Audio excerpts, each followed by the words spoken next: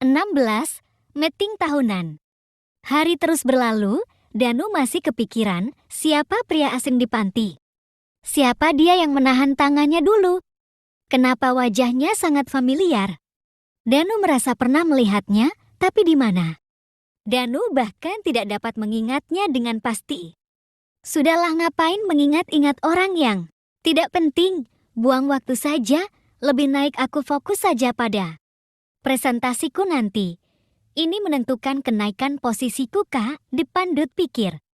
Danu menepi segala tanya tentang pria asing itu di kepalanya. Danu berjalan melewati lorong-lorong dalam pabrik tempatnya bekerja. Menuju ke ruangannya, Danu akan mengikuti meeting dengan para manajer terpilih di gedung utama CRD Corp yang menaungi PT Koren tempatnya bekerja. Danu tak akan melepaskan kesempatan emas ini, dan ini kesempatan pertama kalinya Danu melihat langsung bosnya, pemilik CRD Corp. Danu mengambil beberapa berkas di meja kerjanya, memasukkan ke dalam tas kerja, dan berjalan menuju parkiran. Di sana sudah menunggu beberapa manajer lain yang akan berangkat bersama. Dalam perjalanan yang memakan waktu hampir 1 jam itu, Danu berangkat dengan mobil pabrik.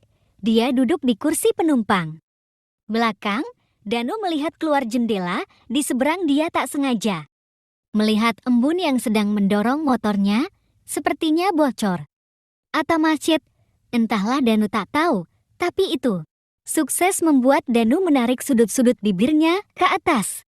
Embun-embun memang pantas kamu mendapatkannya. Itu sangat cocok dengan keadaanmu. Lihat siapa yang mau menolong perempuan jelek sepertimu. Haha, batin Danu mencemooh. Mobil yang ditumpangi Danu melesat membelah jalanan, menyusuri ruas-ruas dan liku-liku jalan yang semakin menuju pusat kota, dan berhenti tepat di depan gedung besar yang menjuang tinggi dengan tulisan CRDCORP besar-besar hingga membuat mata tak perlu susah payah melihatnya. Danu dan rombongan berjalan memasuki gedung. Ada rombongan manajer lain yang lebih dulu sampai. Mereka bergabung dan membentuk kerumunan.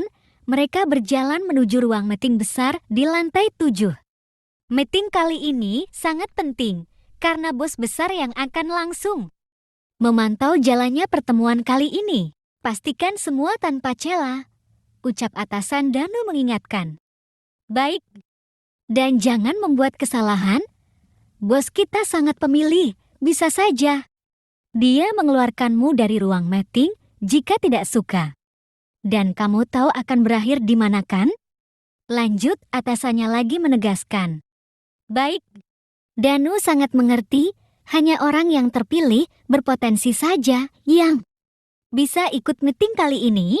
Bila bisa lolos, maka masa depan yang sangat cerah di depan mata.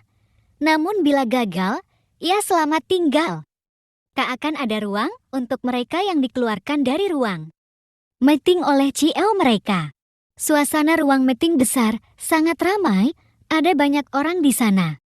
Dan mereka adalah barisan manajer yang terpilih, termasuk Danu, yang duduk di barisan depan. Waktu terus berjalan, seharusnya meeting sudah dimulai. Namun entah kenapa, bos besar belum juga menampakkan diri. Bahkan asisten yang selalu terlihat bersamanya pun tak terlihat. Wajah-wajah gusar tercetak jelas memenuhi ruangan itu.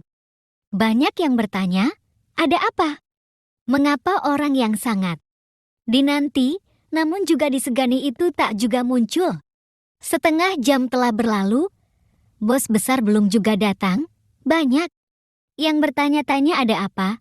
Kenapa orang yang selalu tepat waktu itu sampai terlambat? Ruang rapat menjadi cukup ramai oleh suara-suara dugaan dan spekulasi tentang ketiadaan bos sampai detik ini, hingga suara pintu dibuka. Hening. Semua mata terpusat ke arah pintu. Sekretaris bos besar Kenan muncul merubah atmosfer di ruangan itu menjadi tegang. Dalam keheningan itu, hanya suara langkah kaki sekretaris Ken yang terdengar memasuki ruang rapat. Bahkan suara nafas mereka tak terdengar saking tegangnya. Sekretaris Ken berhenti tepat di depan kursi yang disediakan untuknya. Dia meraih mikrofon yang terpasang di atas mejanya.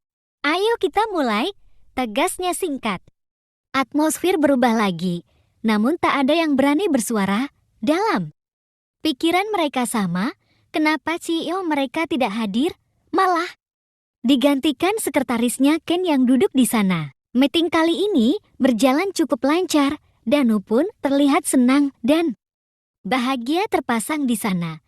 Presentasinya mendapat respon yang baik dari sekretaris Ken yang menggantikan kehadiran bos besarnya. Tidak bertatap muka langsung dengan bos pun tidak masalah. Toh sepertinya aku akan naik ke posisi yang lebih tinggi nantinya, pikir Danu dengan senyum kepercayaan diri di wajahnya. Kemana bos dari CRD Corp berada? Kenapa dia tidak menghadiri rapat siang itu? Kita kembali ke beberapa waktu yang lalu. Dalam sebuah mobil hitam, duduklah sekretaris Ken di kursi penumpang depan. Dia sedang mengecek beberapa file yang dikirim ke emailnya. Di kursi kemudi duduk sang supir yang memang selalu disiagakan kemanapun bos CRD Corp itu pergi. Di kursi belakang duduk bersandar pria berhidung mancung dengan menatap keluar jendela. Pandangan matanya menerawang jauh, seolah sedang tenggelam dalam pikirannya sendiri. Mata pria itu menangkap seorang wanita yang sedang mendorong motornya di pinggir jalan, hingga mobil yang ditumpangi pria itu melewatinya. Dia menoleh memastikan wanita yang dilihatnya orang yang dia kenal. Ken berhenti. Sekretaris Ken menoleh dan menginstruksikan supir untuk menghentikan mobil. Ceki hitet. Mobil berhenti. Pria itu membuka pintu di sampingnya. "Gantikan aku di meeting hari ini," keluar dari mobil. "Tuan Malvin, meeting tahunan kali ini tak ada aku pun tak masalah bukan? Aku rasa kamu saja cukup," ucap bosnya menutup pintu.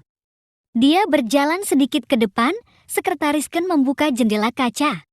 "Tapi tuan, berikan saja padaku hasil akhirnya nanti. Aku percaya pada penilaianmu." Dan berjalan ke belakang, sekretaris Ken ikut membuka pintu dan melihat ke arah bosnya. "Kenapa tuan?" Sekretaris Ken tak melanjutkan ucapannya kala melihat bosnya itu berjalan mendekat ke arah embun wanita yang sedang mendorong motornya itu. Pria itu tersenyum tipis, lalu kembali ke dalam mobil. Jalan. Mobil Ken berjalan ke arah gedung utama CRD Corp. "What's going on? Mobilmu pergi, Mal," ucap embun yang melihat mobil yang menurunkan Malvin bergerak menjauh. Malvin tersenyum misterius. "Let me help you," mengambil alih motor embun dan mendorongnya.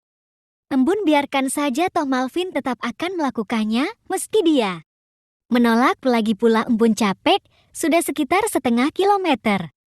Dia mendorong motornya dan belum juga menemukan bengkel. "Apa yang terjadi dengan motormu? Macet?" Malvin berhenti, begitupun dengan embun. Malvin mengecek keadaan motor. "Sudah berapa lama kamu mendorong?" "Entahlah." "Kamu mau kemana?" "Mengantar beberapa barang." "Apa ini mendesak?" Embun mengangguk. "Masih jauh nggak?" Embun mengecek HP-nya.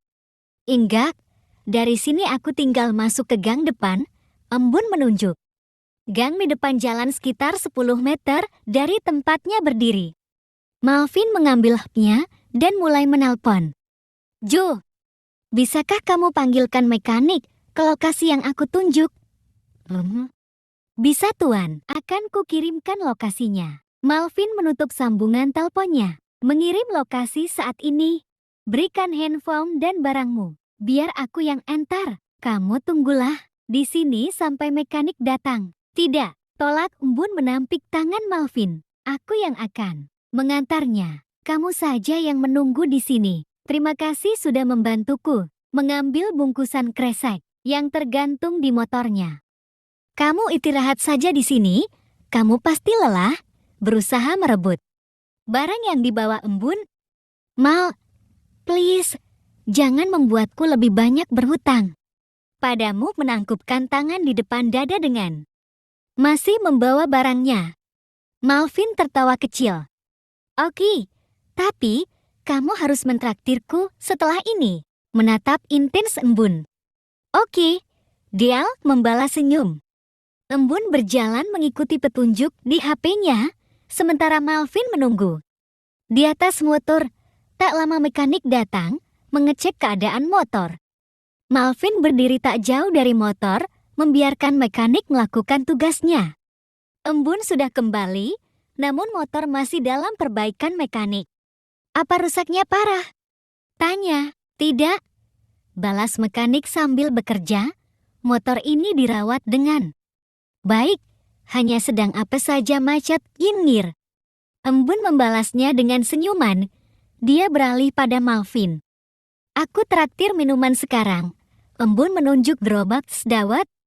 Di pinggir jalan, agak jauh dari motor, sekitar 50 meter di depan.